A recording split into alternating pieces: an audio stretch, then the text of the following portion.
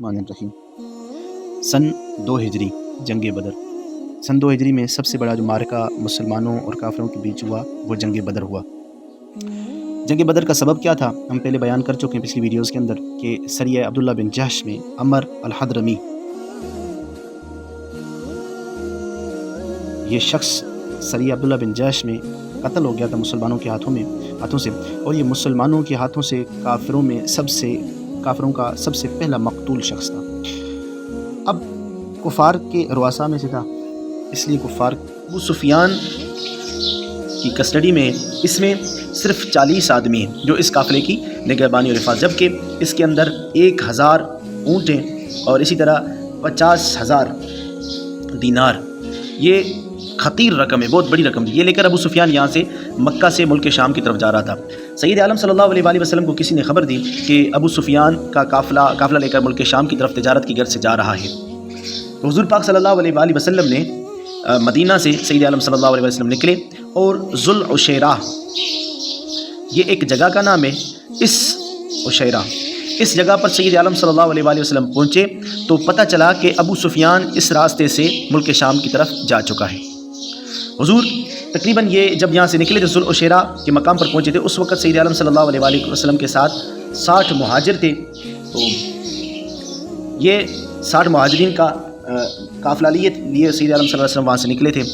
تو جب یہاں پہنچے تو پتہ چلا وہ نہیں ہے، تو حضور صلی اللہ علیہ وآلہ وسلم واپسی چلے گئے۔ پھر کچھ عرصے کے بعد سید عالم صلی اللہ علیہ وآلہ وسلم کو پتہ چلا کہ وہ جو قافلہ لے کر ابو سفیان یہاں سے ملک شام کی طرف تجارت کرنے گیا تھا، وہی ابو سفیان اب وہ مال تجارت لے کر یہاں سے مکہ جائے گا۔ تو حضور دوبارہ صحابہ کو کہا کہ چلیے ابو سفیان کا راستہ روکنا ہے کسی بھی طرح سے۔ تو 60 مہاجرین بقایا باقی انصار لوگ تھے، صحابہ تھے، تو یہ تقریباً 313 کا مشہور روایت کے مطابق 313 کا یہ قافلہ تھا۔ حضور صلی اللہ علیہ وآلہ وسلم مدینہ طیبہ سے نکلے تو یہاں سے ان کا تعاقب کرتے ہوئے اور ان کی جاسوسی کرتے ہوئے حضرت طلحہ بن عبید اللہ، اس صحابی کو طلحہ بن عبید اللہ کو، اور سعید بن زید، یہ عشرہ مبشرہ میں سے صحابی ہیں، سعید بن زید، ان دونوں کو اس قافلے کی جاسوسی کے لیے بھیجا۔ تو پتہ چلا ادھر سے ابو سفیان جو وہ قافلہ لے کر جا رہا تھا تو اسے پتہ چلا کہ سید عالم صلی اللہ علیہ وآلہ وسلم قافلہ کو روکنے کے لیے نکل پڑے ہیں۔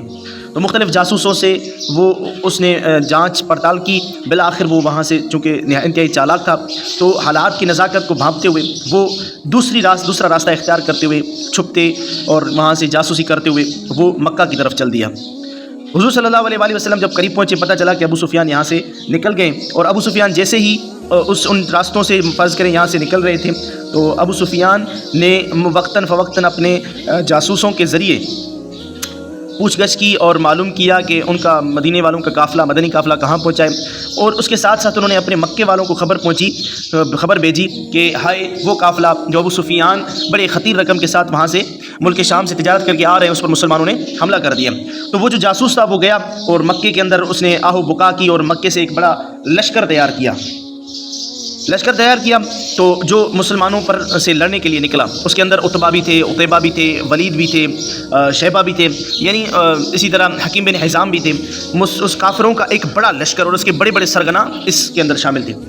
مکہ والے جب یہاں سے نکل رہے تھے مسلمانوں سے لڑنے کے لیے، قافلہ کی مدد کے لیے اور مسلمانوں سے لڑنے کے لیے، تو انہیں خیال تھا کہ وہ بنو بکر والوں کے ساتھ ان کی پرانی دشمنی چل رہی ہے، اب ایسا نہ ہو کہ ہم یہاں جائیں اور بنو بکر والے ہم پر پیچھے مکہ پر حملہ کر دیں۔ تو اس موقع پر، یعنی یہ جنگ بدر کے ابتدائی حالات ہیں، اس موقع پر سراقہ بن جعشم یہ عمر دراز ایک کافر تھے، اس کی شکل میں شیطان ان کے پاس آیا اور انہیں یقین دہانی کروائی کہ بنو بکر والوں آپ پر حملہ نہیں کریں گے، اس کی ضمانت میں دیتا ہوں۔ بالآخر ابو جہل تقریباً 313 کا لشکر لے کر وہاں سے چل دیے۔ ادھر سے ابو سفیان محفوظ راستوں سے مسلمانوں سے بچتے ہوئے مکہ پہنچنے والے تھے، یہاں سے ایک لشکر آیا اور یہ لشکر یہاں پر بدر کا مقام ہے، بدر سے پہلے مختلف ٹولیوں کی صورت میں یہاں پر اس نے پڑاؤ ڈالا۔ راستے میں حکیم بن حزام نے عتبہ سے کہا کہ دیکھیے ہم نے جس مقصد کے لیے ہم نکلے تھے یہاں جنگ مناسب نہیں ہے، اب چونکہ ہمارا وہ قافلہ محفوظ ہے تو ہم واپس چلے جائیں۔ تو اب عتبہ نے ابو جہل سے کہا، ابو جہل نے لوگوں کے بیچ اس بدلے کی آگ کو بھڑکایا اور دوبارہ جنگ پر ان کفار کو اکسایا تاکہ وہ بدر میں چل کر مسلمانوں کے ساتھ نبرد آزماؤں اور ان کے ساتھ مارکا ہو۔ عتبہ کے دل میں یہ تھا کہ ہم واپس چلے جائیں، اس لیے سید عالم صلی اللہ علیہ وآلہ وسلم نے اس جنگ کے دوران فرمایا تھا کہ ان میں سے صرف خیر عتبہ کے سر پر ہے، بقایا شریر لوگ ہیں۔ تو بالآخر قافلے کے ساتھ چل دیے، عتبہ بھی آ کر میدان میں اترا اور مسلمانوں کے ساتھ جنگ کے لیے تیار ہوا۔ ادھر سے سید عالم صلی اللہ علیہ وآلہ وسلم کا لشکر بدر سے پہلے عشاء کے وقت تقریباً یہ 17 رمضان جمعہ کی شب جمعہ تھی، اور اس رات آ کر بدر کے قریب سید عالم صلی اللہ علیہ وآلہ وسلم نے پڑاؤ ڈالا۔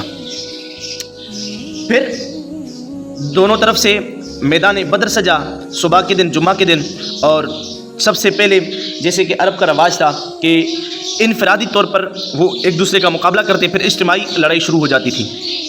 ہوا یہ کہ سید عالم صلی اللہ علیہ وآلہ وسلم جیسے ہی یہاں پر بدر کے اندر آئے اور مسلمانوں کی صفیں یہاں پر بچھائیں اور صفیں سیدھی کی، یہاں پر ایک محبت والا واقعہ پیش آیا، وہ ہے سواد بن غزیہ کا۔ صحابی ہیں سواد بن غزیہ رضی اللہ تعالیٰ عنہ۔ مسلمانوں کی صفیں جب سید عالم صلی اللہ علیہ وآلہ وسلم سیدھی کر رہے تھے تو ایک لکڑی تھی سید عالم صلی اللہ علیہ وآلہ وسلم کے ہاتھ میں، ایک چھڑی تھی، اس سے وہ صف کو سیدھا کر رہے تھے۔ تو سواد بن غزیہ رضی اللہ تعالیٰ عنہ کی جو پیٹ مبارک تھا، تھوڑا باہر تھا، حضور نے نہایت ہی پیار کے ساتھ چھڑی لگائی اور کہا سواد اپنے پیٹ کو اندر کرو، یہ سب سے باہر ہے۔ سواد بن غزیہ رضی اللہ تعالیٰ عنہ نے یہ کیا کہ سید عالم صلی اللہ علیہ وآلہ وسلم کو بعد میں شکایت کیا، رسول اللہ آپ کی اس چھڑی سے مجھے تکلیف ہوئی ہے۔ تو رحمت للعالمین نبی صلی اللہ علیہ وآلہ وسلم نے اپنے شکم اقدس سے، شکم مبارک سے کپڑا اوپر کیا اور کہا کہ آؤ بدلہ لے لو۔ تو اس پر سواد بن غزیہ رضی اللہ تعالیٰ عنہ محبوب کے اس شکم مبارک پر لپٹ پڑے اور چومنے لگے۔ حضور نے پوچھا کیا وجہ تھی تمہیں، اس امر پر کس نے اکسایا؟ تو سواد بن غزیہ رضی اللہ تعالیٰ عنہ نے عرض کیا رسول اللہ مجھے آپ کی محبت نے ایسا کرنے پر مجبور کیا۔ صبح ہوئی تو میدان بدر میں دونوں لشکر موجود ہیں، مسلمانوں کا لشکر بھی موجود تھا اور کافروں کا لشکر بھی موجود تھا۔ مسلمانوں کی تعداد یہ تقریباً 313 تھی، اور جبکہ کافروں کی تعداد 1000 یا 900 کے قریب تھی، مشہور 1000 ہے۔ تو جب جنگ ہوتی تھی تو طریقہ کار یہ ہوتا تھا کہ کچھ انفرادی طور پر ایک آدمی وہاں سے نکلتے، ایک آدمی یہاں سے نکلتے، پھر بیچ میں مقابلہ ہوتا۔ تو یہاں پر اسی طریقے پر چلتے ہوئے مسلمانوں اور کافروں کے بیچ میں سب سے پہلے مبارزت ہوئی۔ اب مبارزت یعنی پہلا مقابلہ، یہاں سے عتبہ یعنی 2 بھائی اور تیسرا ان کا بھتیجا عتبہ بن ربیہ، شیبہ بن ربیہ اور ولید بن عتبہ، یعنی اس عتبہ کے بیٹے، یہ تینوں نکلے اور انہوں نے جو نا چیلنج کیا کہ آؤ ہمارا کون مقابلہ کرے گا۔ ان کا مقابلہ کرنے کے لیے انصار میں سے عوف بن حارث رضی اللہ تعالیٰ عنہ، عوف بن حارث رضی اللہ تعالیٰ عنہ اور معوذ بن حارث، اسی طرح عبداللہ بن رواحہ، یہ تینوں، لیکن ان کا تعلق جو خاندانی تعلق تھا وہ انصار سے تھا۔ یہ جیسے ہی نکلے تو عتبہ نے ان سے پوچھا اپنا تعارف کرواؤ، تم کون ہو؟ تو انہوں نے اپنا تعارف کروایا کہ ہم انصار میں سے عوف بن حارث، معوذ بن حارث اور عبداللہ بن رواحہ۔ تو عتبہ نے کہا کہ نہیں، تم ہمارے مقابل نہیں ہو، ہمارے مقابل ہمارے خاندان میں سے ہمارے چچیرے بھائی ہیں، وہ آئیں۔ جب یہ بات ہوئی اور انہوں نے ان سے مقابلہ کرنے سے انکار کر دیا تو یہاں پر سید عالم صلی اللہ علیہ وآلہ وسلم نے ناموں کے ساتھ پکار کر اپنے صحابہ میں سے چند صحابہ کرام کو، وہ جو قریشی اور ہاشمی تھے، ان کو اٹھایا۔ ان میں سے ایک ہیں عبیدہ بن حارث، عبیدہ بن حارث رضی اللہ تعالیٰ عنہ، حضرت حمزہ بن عبد المطلب حضور کے چچا، حضرت علی بن ابی طالب رضی اللہ تعالیٰ عنہ، یہ صحابہ کرام جو قریشی بھی تھے، ہاشمی بھی تھے۔ تو جب وہاں ان کے مقابل ہوئے تو انہوں نے پوچھا اپنا تعارف کرواؤ، تو عبیدہ بن حارث، حمزہ بن عبد المطلب اور علی بن ابی طالب رضی اللہ تعالیٰ عنہم نے اپنا تعارف کروایا۔ تو انہوں نے کہا ہاں ٹھیک ہے، اب تم ہمارے مقابلے کے ہو کہ تم قریشی بھی ہو اور ہاشمی بھی ہو۔ بالآخر جب میدان میں دونوں ایک دوسرے کے مقابل ہوئے تو عتبہ بن ربیہ سے عبیدہ بن حارث نے مقابلہ کیا، شیبہ کے ساتھ حمزہ نے مقابلہ کیا، ولید بن عتبہ کے ساتھ علی بن ابی طالب نے کیا۔ عتبہ بن ربیہ اور شیبہ بن ربیہ اور حمزہ کے بیچ جو مقابلہ تھا، حضرت حمزہ رضی اللہ تعالیٰ عنہ نے کچھ ہی واروں کے اندر وار کی اور شیبہ کا قلعہ کما کر دیا اور اسے واصل جہنم کیا۔ علی بن ابی طالب رضی اللہ تعالیٰ عنہ ولید بن عتبہ کا واصل جہنم کیا۔ لیکن عتبہ بن ربیہ اور عبیدہ بن حارث کے بیچ جو مقابلہ ہوا، اس میں دونوں نے ایک دوسرے کو کافی زخمی کر دیا۔ پھر حضرت علی اور حضرت حمزہ دونوں بہادر ان اپنے مقابل کو زیر زمین بوس کرنے کے بعد، ان کو واصل جہنم کرنے کے بعد دونوں عتبہ بن ربیہ پر لپٹ پڑے۔ بالآخر عتبہ کو جہنم رسیدہ کیا۔ اس جنگ کے دوران، اس مبارزت کے دوران عبیدہ بن حارث رضی اللہ تعالیٰ عنہ یہ نہایت زخمی ہو گئے۔ یہ بدر کے واپسی کے بعد، جب بدر سے واپسی ہو رہی تھی تو 5 دن بعد عبیدہ بن حارث رضی اللہ تعالیٰ عنہ شہید ہو گئے۔ اب چونکہ مبارزت ہو چکی، اب ان کے بیچ گھمسان لڑائی شروع ہو گئی۔ 313 نہتے مسلمان، 1000 جو مسلح کافر تھے، ان کے درمیان مقابلہ شروع ہو گیا۔ نہایت ہی شدت کے ساتھ کافروں اور مسلمانوں کے بیچ لڑائی جاری تھی۔ سید عالم صلی اللہ علیہ وآلہ وسلم نے دعا فرمائی، باری تعالیٰ یہ جو مٹھی بھر مسلمانوں کا ایک گروہ ہے، جتھا ہے، اگر یہ آج یہ اگر شکست کھا گیا تو روئے زمین پر تیری کوئی عبادت کرنے والا نہ ہوگا۔ اسی طرح سید عالم صلی اللہ علیہ وآلہ وسلم نے دعا فرمائی تو اللہ سبحانہ و تعالیٰ نے مسلمانوں کی مدد کی۔ تقریباً 3000 پھر بعد میں 5000 کے لگ بھگ فرشتے اس جنگ بدر میں آئے۔ تو یہ بھی سوال ہوتا ہے کہ بھائی وہ کون سی جنگ تھی جس میں فرشتوں کا نزول ہوا مسلمانوں کی مدد کے لیے، ان کے حوصلے بلند کرنے کے لیے؟ تو یہ 5000 کے فرشتے جنگ بدر میں نازل ہوئے تھے مسلمانوں کی مدد کے لیے۔ پھر سید عالم صلی اللہ علیہ وآلہ وسلم نے وہ جو چھپر بنوایا تھا، اس چھپر میں حضور صلی اللہ علیہ وآلہ وسلم نے مٹھی مبارک مٹی کی بھر کر اور ان کافروں پر پھینکی، اور اس طرح کہ ہر کافر کے آنکھ میں اور سر میں وہ مٹی لگی۔ اسی کو اللہ سبحانہ و تعالیٰ نے وما رمیت اذ رمیت ولکن اللہ رمی کے الفاظ کے ساتھ قرآن میں ذکر فرمایا ہے۔ اب ابو جہل چونکہ اس سپہ سالاروں کے پہرے میں موجود تھا، وہ تکبر سے باز نہیں آ رہا تھا۔ جو کفار لڑ رہے تھے انہیں پتہ تھا کہ مسلمان کس بہادری کے ساتھ لڑ رہے ہیں اور کس طرح ہمارے کفار شکست کھا رہے ہیں اور کس طرح ہمارے جوانوں کے سر کٹ رہے ہیں۔ اسے تکبر کا بھوت سوار تھا، وہ باز نہیں آ رہا تھا۔ بالآخر ایسا ہوا کہ مسلمانوں میں سے 2 صحابہ، وہ جو ابو جہل جو سپہ سالار تھا جنگ بدر کا، اس کے بارے میں اللہ سبحانہ و تعالیٰ نے انہیں ایسی شکست دی ابو جہل کو، متکبر کو، دشمن رسول کو، کہ 2 نوجوان لڑکوں نے اسے جہنم رسید کیا۔